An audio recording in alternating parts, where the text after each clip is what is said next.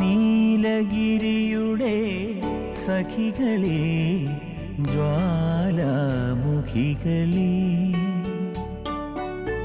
ജ്യോതിർമയ്യ ഉഷസ്സിന് വെള്ളിച്ചാമരം വീശും മേഘങ്ങളെ സുപ്രഭാതം സുപ്രഭാതം സുപ്രഭാതം നീലഗിരിയുടെ സഖികളെ ജ്വാലാമുഖികളെ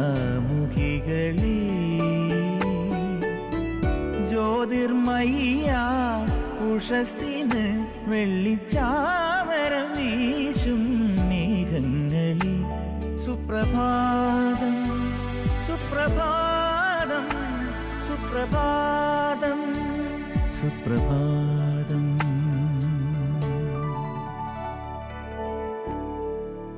അപ്പോൾ നമ്മുടെ മത്സരാർത്ഥികളെ നമുക്ക് പരിചയപ്പെടാം. ശ്രീദേവി ആൻഡ് സുമേഷ്, രണ്ടും SS. ഞാൻ നേരത്തെ സുമേഷിനെ കുറിച്ച് പറഞ്ഞു, അപ്പോൾ ശ്രീദേവിയെ കുറിച്ച് ഒന്നും പറഞ്ഞില്ല, എനിക്ക് അറിഞ്ഞുകൂടാ, അതുകൊണ്ടാണ് ഞാൻ പറയാത്തത്. എന്തായാലും നമ്മുടെ ആദ്യത്തെ എൻട്രി ചോദ്യത്തിലോട്ട് കിടക്കുകയാണ്. റെഡിയല്ലേ? അത് 3 ഓപ്ഷൻ ഉണ്ട്. 3 ഓപ്ഷൻ കഴിഞ്ഞിട്ടും പറയാം, അല്ല അതിന് മുമ്പ് തന്നെ പറഞ്ഞ് തീരുന്നതിന് മുമ്പേ നിങ്ങൾക്ക് പറയാൻ. അതായത് പണ്ട് പറയത്തില്ലേ, തോക്കിനകത്ത് കയറി വെടിവെക്കുന്നു, അങ്ങനെയും വേണേ വെടിവെച്ചു കേട്ടോ, കുഴപ്പമൊന്നുമില്ല. അപ്പോൾ ചോദ്യം ഇതാണ്: റാംജി റാവു എന്ന സിനിമയിൽ മുകേഷ് അവതരിപ്പിച്ച കഥാപാത്രത്തിൻ്റെ പേരെന്താണ്? A. Balakrishnan, B. Gopalakrishnan, C. Ramakrishnan. അപ്പോൾ ആദ്യം സുമേഷാണ് ബസർ അമർത്തിയിരിക്കുന്നത്. ഉത്തരം ഏതാണ്? ഗോപാലകൃഷ്ണൻ. ഗോപാലകൃഷ്ണൻ എന്ന ഉത്തരം ശരിയാണ്. Congratulations. Welcome to the hot seat of പറയാം നേടാം. റാംജി റാവു സ്പീക്കിംഗ്. കണ്ടില്ലേ, ഇതൊക്കെ ഐക്കോണിക് പിക്ചേഴ്സ് ആയിരുന്നു. കാരണം ഒരു സമയത്ത് എത്രയോ ദിവസം, എനിക്ക് തോന്നുന്നു ഇൻ ഹരിഹർനഗർ എന്ന ചിത്രം 416 ദിവസം കണ്ടാണ് ഒരു തിയേറ്ററിൽ ഓടിയത്. ഇതും ഏകദേശം അത്രയും ഓടിയിട്ടുണ്ട്. അപ്പോൾ അന്നത്തെ ആ എന്താണ് ആ ഇമ്പാക്റ്റ് ഉണ്ടല്ലോ, ആ അവരുടെ സിദ്ദിഖ് ലാലിൻ്റെ ഒക്കെ ആ സെലക്ഷനും ആ ചെറുപ്പത്തിൻ്റെ ഒരു സംഭവം. ഇപ്പോഴും അവർ വലിയ ഡയറക്ടേഴ്സാണ്. എന്തായാലും നമ്മൾ ആദ്യത്തെ സെക്ടറിലോട്ട് കയറുകയാണ്. കേറി പാടാ മക്കളെ. തുടങ്ങാം. കേറി വാടാ മക്കളെ.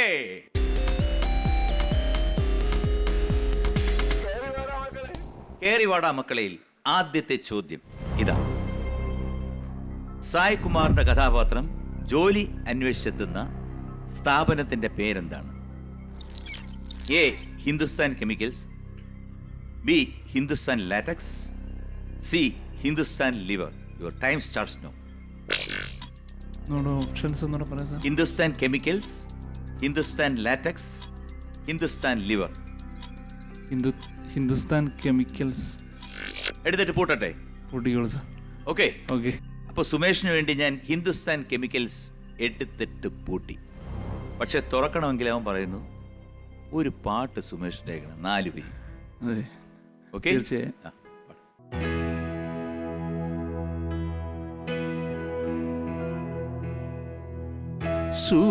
സൂര്യകിരീടം വീണുടഞ്ഞു രാവിൻ തിരുവരങ്ങിൽ,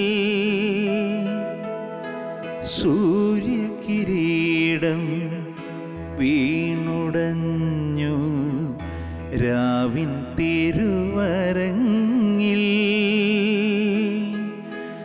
പടുതിരിയാളും പ്രാണനിലേതോ നിഴലുകളാടുന്നു, നീറും സൂര്യകിരീടം വീണുടഞ്ഞു രാവിൻ തിരുവരങ്ങിൽ. Good good.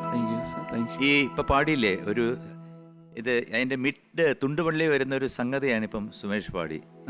അത് എൻ്റെ ചേട്ടൻ്റെ ഒരു ഐക്കോണിക് എംബ്ലമാണ്. എന്നുവെച്ചാൽ സൂര്യകിരീടം വീണുടഞ്ഞു രാവിൻ തിരുവരങ്ങിൽ, അത് ആ ഒരു സംഗതി.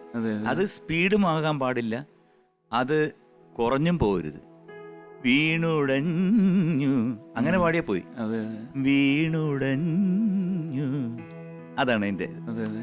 അത് വളരെ ഗംഭീരമായിട്ട് പാടി. Thank you. A Hindustan chemicals ആണ് എടുത്തിട്ട് പൂട്ടിയിരിക്കുന്നത്. അതെ അതെ. ഉത്തരം ശരിയാണ്. കൺഗ്രാറ്റുലേഷൻ. 1000 രൂപ സമ്മാനമായി. Thank you sir. Thank you. Okay, രണ്ടാമത്തെ ചോദ്യം ഇതാ. ഗോപാലകൃഷ്ണൻ വാടക കൊടുക്കാതെ മത്തായിച്ചൻ്റെ കൂടെ കൂടിയിട്ട് എത്ര വർഷമായെന്നാണ് സിനിമയിൽ പറയുന്നത്? 5 വർഷം, 2 വർഷം, 4 വർഷം. Option A 5, option B 2, option C 4. Time starts now. 20 seconds. 2 വർഷം. B option. 2 വർഷം. എത്ര വർഷമായി പാട്ട് പഠിക്കാൻ തുടങ്ങിയിട്ട്? സാറേ ഞാൻ മ്യൂസിക് പഠിച്ചിരിക്കുന്ന സ്വാതിരുന്നാൾ മ്യൂസിക് കോളേജിൽ നിന്നാണ്. ആ, 3 വർഷത്തെ പഠിത്തമുള്ളൂ സാറേ. പിന്നെ അങ്ങ് പാടുക. അത് നല്ല കാര്യമാണ്. അത് ജന്മസിദ്ധമായിട്ടുള്ള സിദ്ധിയാണ്. അതെ അതെ. എന്തായാലും 2 വർഷം ഞാൻ എടുത്തിട്ട് പൂട്ടി. കുടിക്കുക. ഓക്കെ, അപ്പോൾ നമ്മുടെ ഫാമിലി ആരൊക്കെയാണ് വന്നിരിക്കുന്നത്? എൻ്റെ കൂടെ എൻ്റെ വൈഫ്, ആ, പിന്നെ എൻ്റെ കസിൻ. ഒന്ന് സംസാരിക്കാം. തീർച്ചയായിട്ടും. ആ, എന്താണ് വൈഫിൻ്റെ പേര്? വൈഫിൻ്റെ പേര് അശ്വതി. കേൾക്കാമോ അശ്വതി? കേക്ക് സാറേ. കേൾക്കാം. എങ്ങനെയാണ് ഈ സുമേഷ് വീട്ടിൽ പ്രശ്നമൊക്കെ ഉണ്ടാക്കൂ? ഒരു പ്രശ്നമില്ല. അത് ഇങ്ങനെ പറഞ്ഞോണ്ട് വന്നിട്ടുണ്ടല്ലേ? അയ്യോ അല്ല. അല്ല, എങ്ങനെയാണ് പുള്ളിയുടെ ചിട്ട? എങ്ങനെയാണ് കാലത്ത് നേരത്തെയൊക്കെ എണ്ണീക്കൂ? നേരത്തെ എണീക്കും. ആ, ചേട്ടായിക്ക് പാട്ടാണ് മെയിൻ. വേറെ എന്ത് കാര്യത്തിനേക്കാളും മെയിൻ പാട്ടാ. അപ്പോൾ രാവിലെ എഴുന്നേറ്റ് പ്രാക്ടീസ്. ആ, പിന്നെ എന്തെങ്കിലും പാട്ടൊക്കെ പഠിക്കാനുണ്ടെങ്കിൽ പിന്നെ അത് അതിനകത്ത് കൃത്യമായിട്ട് അത് പഠിക്കുന്നവരെ ഫുൾ ടൈം പ്രാക്ടീസ് എന്ന് തന്നെ പറയാം സാറേ. Very good, very good. അപ്പൊ ഉച്ചയ്ക്ക് ഊണൊന്നുമില്ല? ഊണിനൊക്കെ ഒരു 10 തവണ വിളിക്കണം എങ്കിലേ വരുള്ളൂ. ആ, ഇദ്ദേഹം ആരാണ്? എൻ്റെ കസിൻ. കസിനാണ്. എന്താ പേര്? പേര് മിഥുൻ.